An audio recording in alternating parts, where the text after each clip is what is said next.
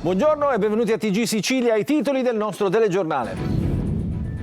Fine settimana tra risse e violenze a Palermo, turisti rapinati e malmenati in centro e nuovo allarme sicurezza in città. Catania, sparatoria a Trappeto Nord, dopo gli arresti dei giorni scorsi adesso è caccia a 5 componenti del comando, sullo sfondo un conflitto interno al clan Cappello. Nella discarica di Timpazzo a Gela interravano ingenti quantitativi di rifiuti urbani indifferenziati, privi di trattamento, finiscono ai domiciliari 5 manager. Domenica da incubo per gli automobilisti in transito sulle autostrade siciliane, code chilometriche tra cantieri e incidenti. In fuga dalla Sicilia emigra il 60% dei laureati, non solo giovani, ma dall'isola scappano anche i manager, impietosi i numeri di Svimez e Infocamere. Un secolo di storia. Confindustria Catania celebra i suoi 100 anni alla presenza delle istituzioni. Il ministro Urso rilancia sulla privatizzazione dell'aeroporto. Calcio, in casa Palermo si lavora sul mercato. Hernani e Luvumbo i possibili primi innesti per la squadra di Inzaghi. Sul mercato lavora anche il Catania, in Serie C Gorgone e Longo restano in pole position per la panchina.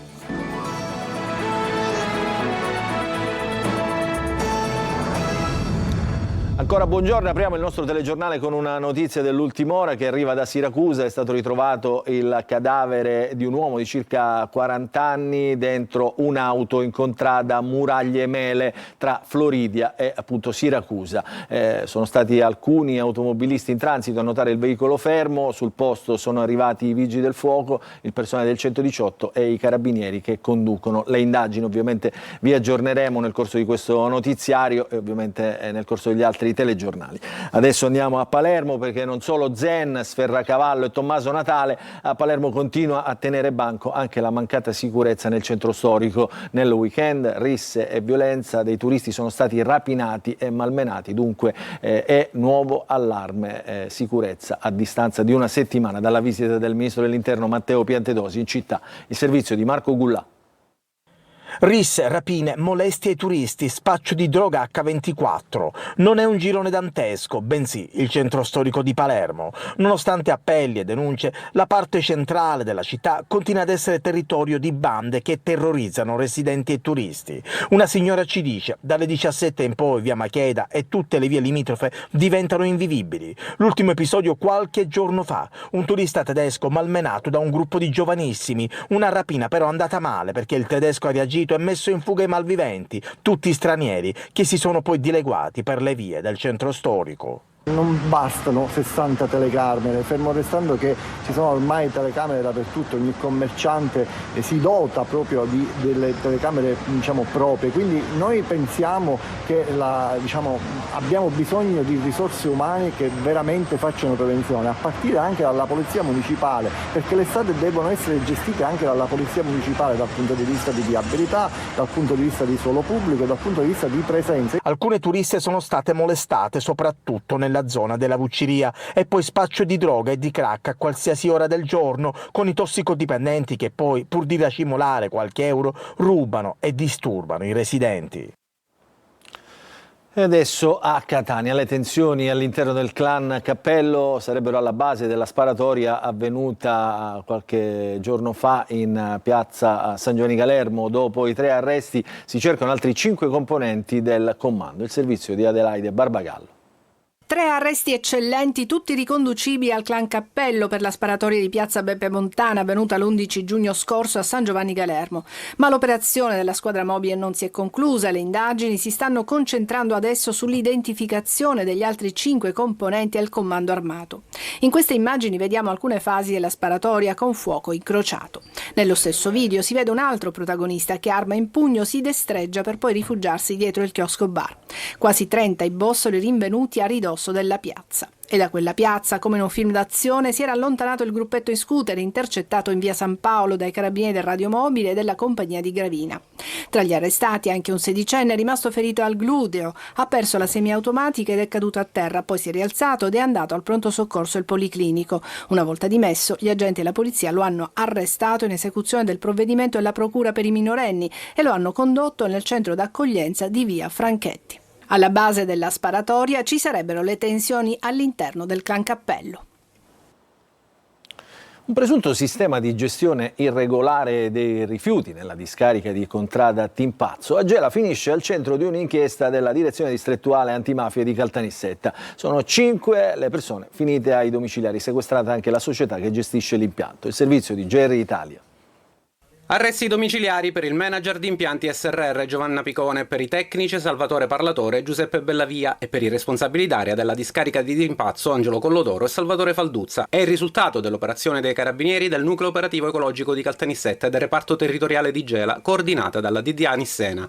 Secondo l'ipotesi accusatoria, nella vasca E della discarica sarebbero stati scaricati e interrati ingenti quantitativi di rifiuti solidi urbani indifferenziati, senza i previsti cicli di trattamento. Le indagini, avviate nell'agosto del 2023 proseguite fino ad aprile 2025, hanno utilizzato intercettazioni, sistemi di videosorveglianza, pedinamenti e controlli sui flussi dei rifiuti.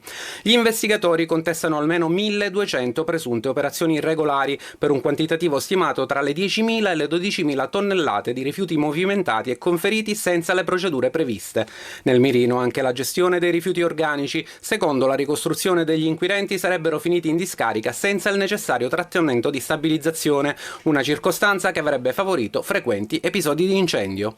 Il GIP del Tribunale di Caltanissetta ha disposto anche il sequestro preventivo della società Impianti SRR Ato 4 Caltanissetta Provincia Sud, che gestisce il sito e il servizio rifiuti per diversi comuni dell'ambito. Nominato un commissario giudiziale per garantire la continuità del servizio, mentre l'inchiesta prosegue per accertare eventuali ulteriori responsabilità. Perquisizioni e sequestri all'ufficio tecnico del comune di Agrigento. La squadra mobile indaga su presunte irregolarità negli appalti pubblici. 15 gli indagati, al centro dell'inchiesta la gara da 3,2 milioni di euro per i lavori sulla strada Mosella, il servizio di Davide Sardo. Blitz della squadra mobile di Agrigento all'ufficio tecnico di Palazzo dei Giganti. I poliziotti hanno perquisito gli uffici e sequestrato documenti nell'ambito di un'inchiesta della procura su presunte irregolarità negli appalti pubblici. 15 gli indagati, 9 dei quali destinatari di perquisizione. Tra loro 2 funzionari comunali e imprenditori di Favara. Al centro dell'indagine la gara da 3 milioni e 200 mila euro per la manutenzione della strada Mosella che collega le statali 640 e 115. Secondo l'accusa, un funzionario e un tecnico avrebbero alterato il computo metrico dei lavori, gonfiando le voci di spesa per oltre 400 mila euro e ipotizzando pagamenti per opere mai eseguite. Un altro tecnico, inoltre, avrebbe ritardato le lavorazioni per fare pressione sull'impresa e ottenere una consulenza esterna da oltre 100.000 euro. Il materiale sequestrato sarà ora analizzato per ricostruire i rapporti tra pubblica amministrazione e imprese coinvolte. Le indagini proseguono.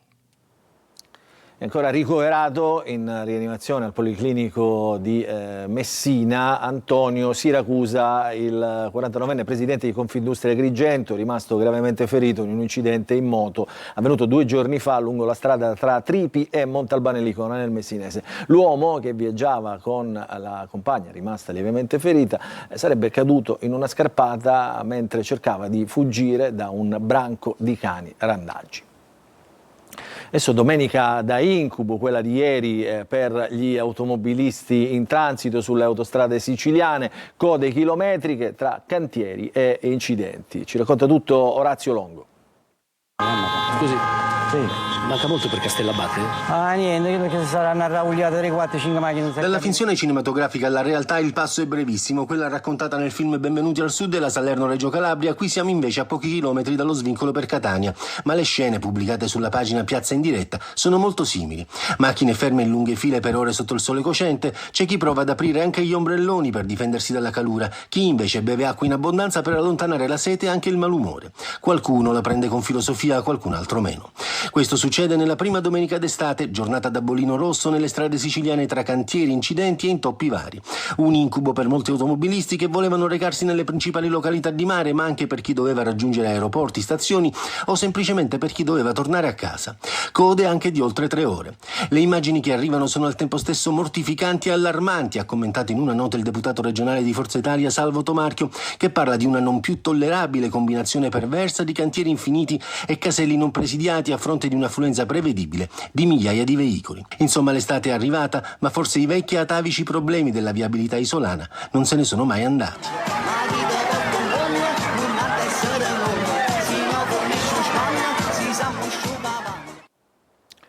E a Lipari invece grave emergenza idrica con i rubinetti a secco e intere aree dell'isola prive di approvvigionamento regolare. Il malfunzionamento del dissalatore ha ridotto drasticamente la disponibilità di acqua, aggravando così una situazione già critica. Il sindaco Riccardo Gullo ha lanciato un appello urgente alla Regione per l'invio immediato di navi cisterna e l'attivazione di interventi straordinari per fronteggiare il grave disagio per residenti e turisti che adesso sulle isole Eolie sono numerosissimi. Non solo giovani che vanno via, adesso il Sud e la Sicilia cominciano a perdere anche i manager, un costo sociale insostenibile. Se all'inizio degli anni 2000 l'emigrazione riguardava solo il 20% dei laureati, adesso la quota ha superato, pensate, il 60%. Il servizio di Maglio Violo. Non solo la fuga dei giovani, adesso dal Sud è cominciata la fuga dei manager. Lo raccontano l'incrocio fra l'analisi dello Svimez e dei dati di Infocamere, un dato preoccupante sia da un punto di vista numerico che sul fronte dei costi sociali. Dal 2019 ad oggi il Sud ha perso 313.000 giovani, 240.000 di questi sono andati nel nord Italia, gli altri all'estero. Se si allarga lo sguardo ai dati dal 2002 al 2024 si arriva a 1 milione di giovani under 35 fuggiti dal sud verso il nord, ma c'è una tendenza che cambia. All'inizio degli anni 2000 i laureati che andavano via erano il 20%, ora sono il 60%. Circa 200.000 di questi giovani ora ricoprono ruoli manageriali di responsabilità. Il fortino dei manager siciliani è Palermo, giovani motivati a restare ma che adesso iniziano ad andare via lo stesso. Insomma, la Sicilia spende risorse per formare giovani talenti e poi li disperde, e rischia di disperdere anche la propria classe dirigente e dunque il proprio futuro. I motivi non sono soltanto economici o di opportunità che l'isola non riesce a offrire. L'81% dei giovani non crede che la Sicilia cambierà. Ma il problema del Sud adesso diventa anche un problema italiano. Se il Nord attrae i giovani del Sud, lo stesso appeal ce l'hanno le offerte estere nei confronti dei manager italiani, e le migrazioni estere dei cervelli costano all'Italia circa 3 miliardi di euro ogni anno. Tutti i dati dei quali i manifesti della restanza e le politiche giovanili dovranno tenere conto nei prossimi 3 o 5 anni, prima che la tendenza all'impoverimento umano diventi tale da non poter più essere invertita. E a proposito di manager, adesso parliamo dei manager di Confindustria che celebrano a Catania un secolo di storia. È andata per noi, per questo compleanno speciale, Adelaide Barbagallo. Confindustria Catania taglia il traguardo dei 100 anni e celebra la sua 100ª assemblea pubblica nella cornice del Conservatorio Vincenzo Bellini. Fa il punto sul patrimonio industriale della città, tra sfide infrastrutturali e alta tecnologia. Un secolo di intuizioni, lavoro e capacità competitiva, come sottolinea Maria Cristina Busi Ferruzzi, prima donna alla guida dell'associazione Etnea. Io ho una grandissima ammirazione per i pionieri, i primi che hanno avuto l'inventiva, la creatività, il coraggio e la forza di fare impresa 100 anni fa. Se siamo qui e dove siamo, che siamo veramente importanti perché siamo la zona industriale più evoluta di tutto il Mezzogiorno, in gran parte lo dobbiamo a questi pionieri, che sono aziende che esistono ancora, tant'è vero che io ne ho acquistata una che ha 102 anni. In platea, tra le massime autorità, il ministro del Made in Italy, Adolfo Urso. Al centro del dibattito i nodi cruciali dello sviluppo, la privatizzazione degli aeroporti Catania e Comiso e l'Etna Valley, con i progetti LST e la riqualificazione della zona industriale. Per quanto riguarda nello specifico la privatizzazione degli aeroporti, essa rientra nel perimetro della Golden Path. Più investimenti significa sempre più occupazione, e più investimenti e un aeroporto più funzionale significa anche più investimenti delle altre imprese nel territorio siciliano e significa anche più turisti, quindi certamente il saldo sarà nettamente positivo. Il secolo di storia è stato racchiuso anche in un volume speciale che ricostruisce l'evoluzione dell'Associazione degli Industriali Etnei. Adesso vi raccontiamo una storia che unisce sport, resilienza e impegno civile. È la storia di un atleta paralimpico che si chiama Andrea Lanari, che ha attraversato il tratto costiero Punta Secca Marina di Ragusa a nuoto senza mani. Il servizio di Veronica Barbarino. 6 chilometri e mezzo a nuoto da Punta Secca a Marina di Ragusa in 2 ore e mezza. È l'impresa di Andrea Lanari, atleta paraolimpico che ha raggiunto un risultato che va oltre lo sport. Testimonial dell'Associazione Nazionale Lavoratori Mutilati e Invalidi del Lavoro, ha attraversato il tratto costiero per la giornata Iblea dedicata alla prevenzione degli incidenti. Lanari, che già nel 2024 aveva attraversato lo stretto di Messina a nuoto senza mani, è stato accompagnato in mare dal figlio Kevin, presenza costante nelle sue sfide. Purtroppo un gravissimo infortunio sul lavoro per una pressa che era sprovvista di dispositivi di sicurezza. Ho perso entrambe le mani, ma non ho perso la voglia di continuare a vivere, anzi di dare il mio contributo affinché nessuno debba soffrire quello che ho sofferto io quel 4 giugno 2012. Dalla tragedia alla rinascita, passando per il coraggio e la determinazione.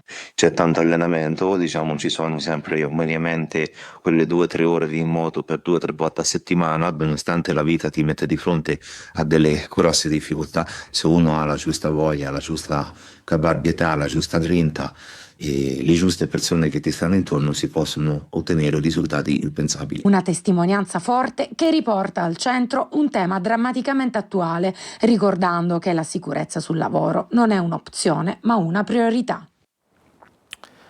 E restiamo sempre nel ragusano, perché a 30 anni dalla scomparsa dello scrittore Gesualdo Bufalino, la città di Comiso lo ricorda con il Festival L'Ingegnere di Babele. Teatro, mostre, docufilm e musica, sul palco anche il cantautore siciliano Giovanni Caccamo. Il servizio.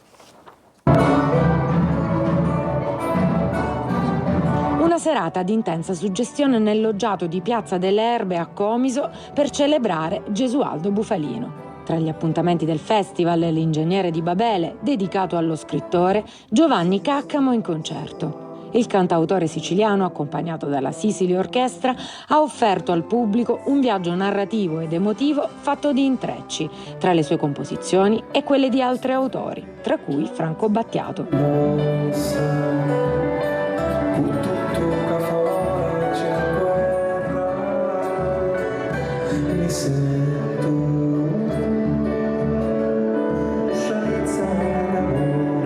Una sensibilità, quella di Caccamo, che dialoga idealmente con quella di Gesualdo Bufalino.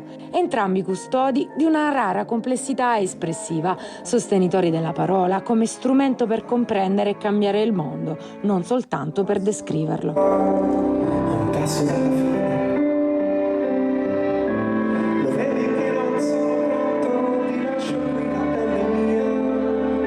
Fino al 2 luglio a Comiso non solo musica per ricordare il compaesano scrittore a 30 anni dalla sua scomparsa, ma anche mostre, docufilm e rappresentazioni teatrali.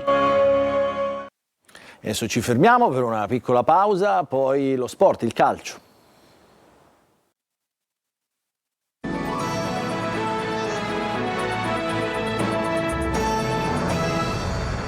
Rientriamo in diretta nella seconda parte del nostro telegiornale, apriamo la pagina del calcio, cominciamo dalla Serie B perché questa è una settimana decisiva per i primi colpi di mercato del Palermo. Il direttore sportivo Osti già al lavoro, Hernani e Luvumbo potrebbero essere i primi possibili nuovi innesti nella squadra di Inzaghi. Il servizio di Marco Gullà.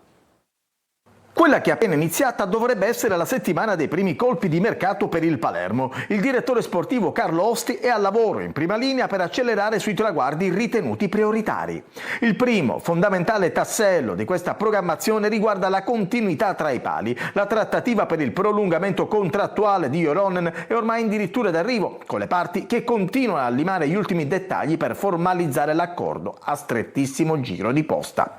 È in mezzo al campo che il Palermo potrebbe mettere a segno il primo colpo. Raccoglie molti consensi il brasiliano Hernani del Monza. Trattativa molto intensa, potrebbe avere uno sbocco nei prossimi giorni. Sempre in mezzo al campo piace il talento della Roma Alessandro Romano.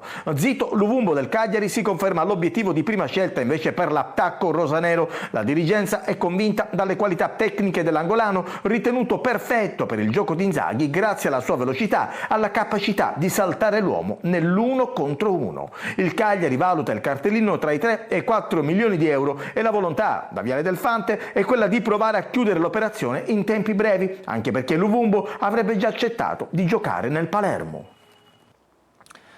Adesso in Serie C le squadre professionistiche sono concentrate sulle elezioni in Federcalcio. Il Catania però nel frattempo lavora, va sciolto il nodo del tecnico, sempre Longo e Gorgone i nomi al momento in pole position, ma il casting nella panchina rossazzurra è ancora aperto. Il servizio di Marco Carli. Il calcio italiano di ogni ordine e grado oggi si è concentrato su Roma e sull'elezione del nuovo presidente della Federcalcio. Anche il Catania con il vicepresidente Grella fra i 245 delegati. Il mercato e le trattative scivolano in secondo piano con i rossazzurri che hanno però la necessità stringente di chiudere per il nuovo allenatore per dare il via al progetto del prossimo anno fra squadre da allestire e budget da ridistribuire. I nomi al momento restano quelli degli ultimi giorni. Longo da una parte, che sembrava essere vicinissimo al Foggia ma che potrebbe preferirgli Catania, Gorgone per cui è stata sondata la disponibilità ma senza scendere ancora nei dettagli. Alle spalle gli altri, dal sempreverde Diana a Troise, e se ne potrebbero aggiungere in futuro magari fra quelli già accostati agli etnei. Scelta decisiva che apre le porte ad altri discorsi legati ad una rosa ampia che comprende anche rientri dai prestiti con giocatori che se non funzionali al progetto devono essere liberati, alcuni in modo oneroso, rendendo in tal caso meno facile poi operare sul mercato in entrata per centrare il doppio obiettivo di ringiovanire la rosa e abbassare il monte ingaggi. Un nodo non di facile soluzione che riguarderà il lavoro del direttore sportivo Varrà e della dirigenza solo dopo aver sciolto l'altro nodo, quello dell'allenatore, a cui affidare il progetto tecnico. Ultima notizia per questa edizione del nostro telegiornale che vi ricordo ritornerà questa sera alle 20. Dunque non ci resta che ringraziarvi per averci seguito e augurarvi un buon proseguimento di giornata a tutti.